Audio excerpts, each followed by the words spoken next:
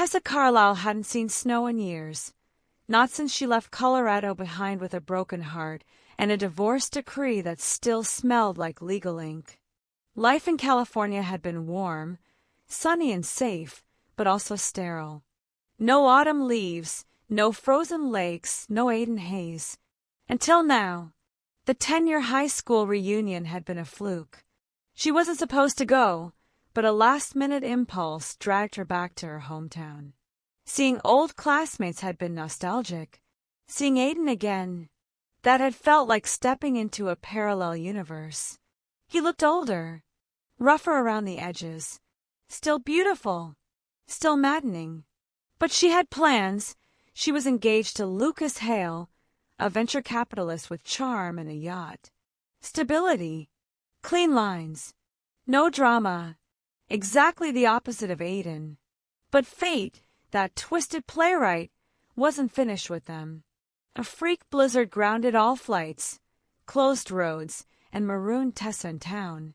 Somehow, through mutual friends and a miscommunication, she ended up being offered a ride to her Airbnb, a mountain cabin just outside of town.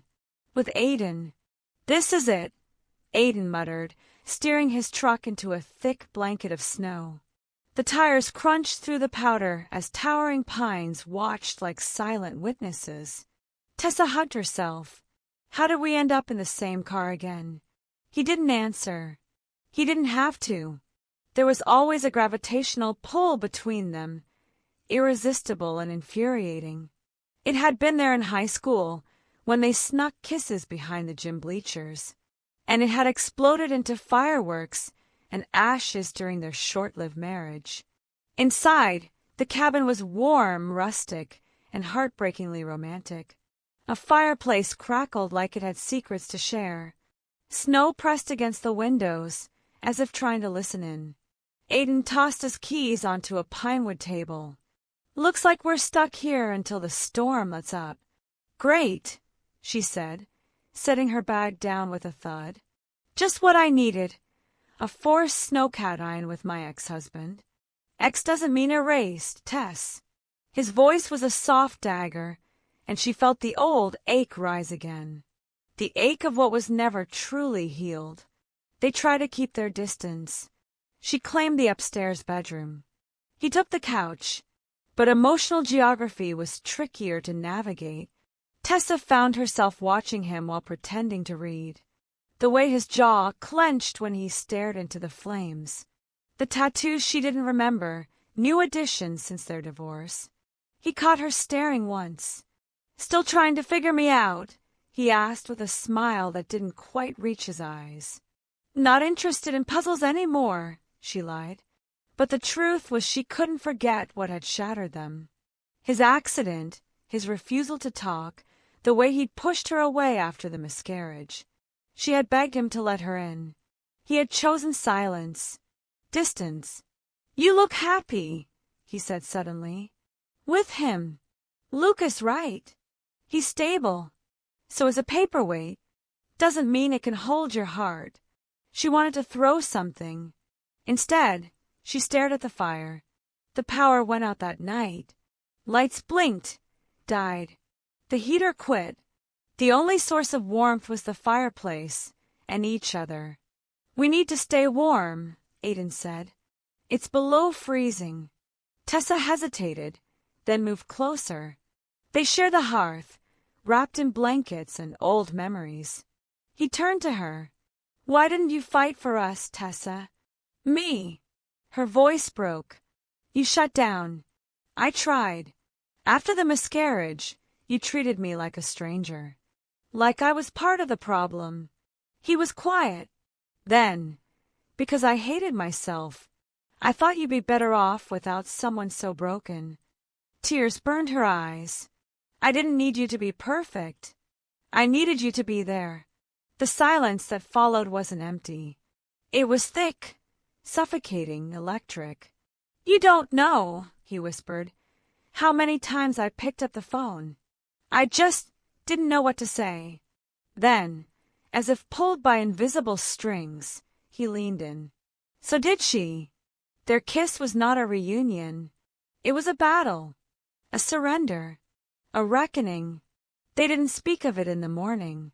He made coffee. She paced, but her engagement ring weighed heavy on her hand. "I need to tell you something," he said finally. "That night, the one before I signed the divorce papers, I got into a fight. At a bar. With Lucas." Her heart stopped. "What?" "He knew about us. He was there. He said you'd never forgive me, that I was just a phase. I hate him. He told me you'd already moved on. That night, I signed the papers out of spite." Tessa's legs went weak. "He lied." Aiden nodded. "He manipulated everything." It felt like her whole world was tilting. "He proposed 6 months later," she whispered. "Said he'd always admired me from afar. I thought he was safe." Aiden stood. "He's a liar. And maybe I am too, for thinking I could ever let you go." Her breath caught. "Why now? Why tell me all this now?" "Because I'd rather freeze to death in this cabin than let you walk back into a life built on a lie." Thunder cracked outside. She stared at her ring. Cold, heavy, deceitful. Slowly, she slid it off. "I don't know what this means," she said, "but I know I can't marry him." Aiden walked to her, took her hand. "Then let's figure out the rest. Together."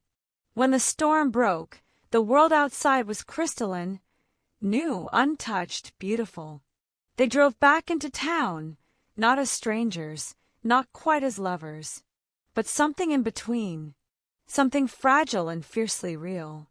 Lucas was waiting at her hotel. She faced him with calm fire. "It's over, Lucas. I know what you did." He blanched. "Tessa, don't.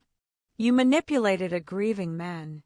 You stole my future and wrapped it in a lie." She handed him the ring. Walked away.